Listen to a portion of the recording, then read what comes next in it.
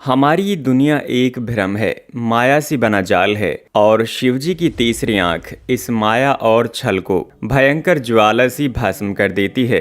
कहते हैं कि भगवान शिव अपनी तीसरी आंख खोलने से पहले कई बार चेतावनी देते हैं और बिल्कुल अंतिम क्षण में जब क्षमा की कोई जगह नहीं बचती, तब वो अपनी तीसरी आंख को खोलकर भयंकर विनाश कर देते हैं।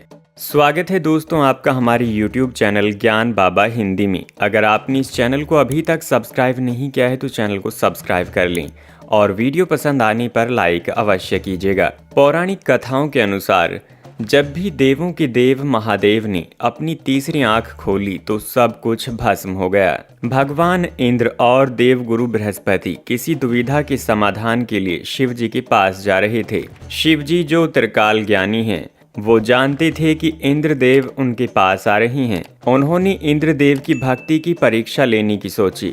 एक ऋषि का रूप धारण कर महादेव इंद्र और बृहस्पति के रास्ते में बैठ गए। ऋषि को देख इंद्रदेव ने उनसे पूछा कि वो कौन है और उनसे विनती की कि वो रास्ते से हट जाएं।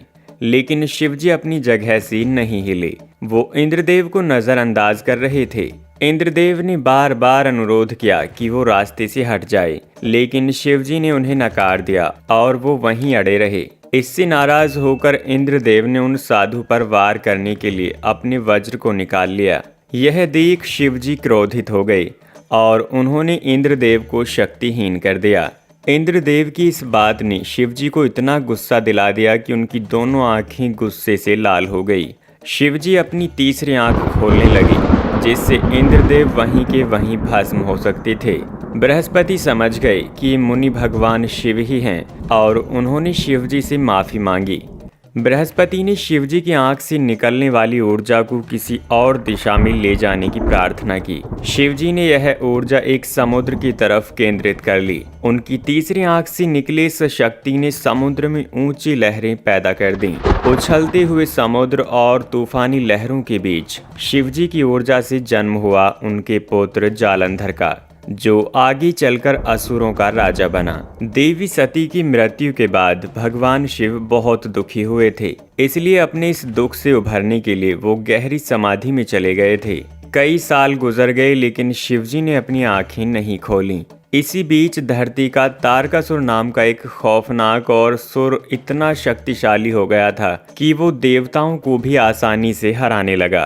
तारकासुर को ब्रह्मा जी से वरदान प्राप्त हुआ था, जिसके अनुसार उसकी मौत सिर्फ भगवान शिव के पुत्र के हाथों होनी थी। इसलिए शिवजी की संतान का जन्म लेना बेहद आवश्यक हो गया। इस सब के उपाय के लिए देवताओं ने एक योजना बनाई। उन्होंने फैसला किया कि प्रेम के देवता कामदेव शिवजी पर अपना तीर छोड़ेंगे। उनका मानना था कि उस तीर के लगते ही शिवजी के मन में फिर से प्रेम जाग जाएगा। कामदेव जानते थे कि भगवान शिव पर प्रेम का वार करना किसी खतरे से खाली नहीं होगा, लेकिन धरती को तारकासुर से बचाने के लिए और कोई उपाय नहीं था। शिवजी को अपने जज्बातों में अचानक बदलाव दिखा और वो अपनी ध्यान की अवस्था से उठ गए। लेकिन प्रेम में पड़ने के बजाय शिवजी अपने ध्यान भंग होने से क्रोधित हो गए। उन्होंने अपनी तीसरी आंख खोली और कामदेव को जलाकर भस्म कर दिया। कैलाश पर्वत पर एक दिन देवी पार्वती बहुत खुश थीं। शिवजी को वहां अपने आसन पर बैठे देख वो उनके पास चली गईं। वो भगवान शिव के पीछे खड़ी हो गईं और उन्होंने अपने हाथों से उनकी आंखें बंद कर दीं। लेकिन शिवजी की आंखें बंद होने से पूरा ब्रह्मांड अंधकार से भर गया। शिवजी हैरान हो गए और इसके परिणाम में उन्होंने अपनी तीसरी आंख खोल दी।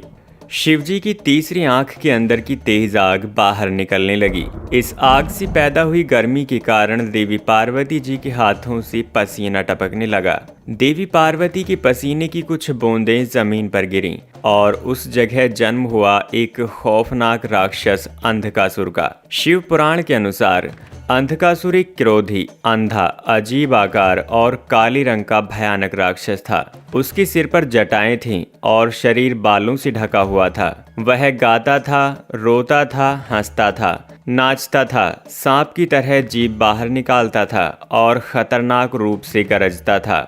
इस राक्षस को देखकर देवी पार्वती घबरा गईं और उन्होंने शिवजी की आंखों से अपने हाथ हटा दिए। हाथ हटाते ही पूरे ब्रह्मांड में उजाला वापस आ गया। ज्ञान वापस आ गया।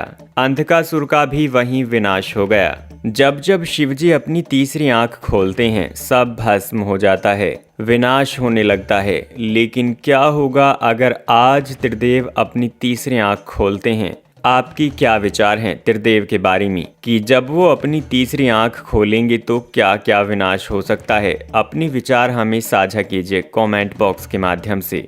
हमें आपके विचार का इंतज़ार रहेगा। और हाँ, वीडियो पसंद आई तो लाइक कीजिए, चैनल को अभी तक सब्सक्राइब नहीं किया है तो कर लीजिए और अपनी चाहने वालों के साथ, अपने दोस्तों के साथ इस वीडियो को ज़रूर शेयर कीजिए। मिलते हैं अगली किसी वीडियो में। धन्यवाद।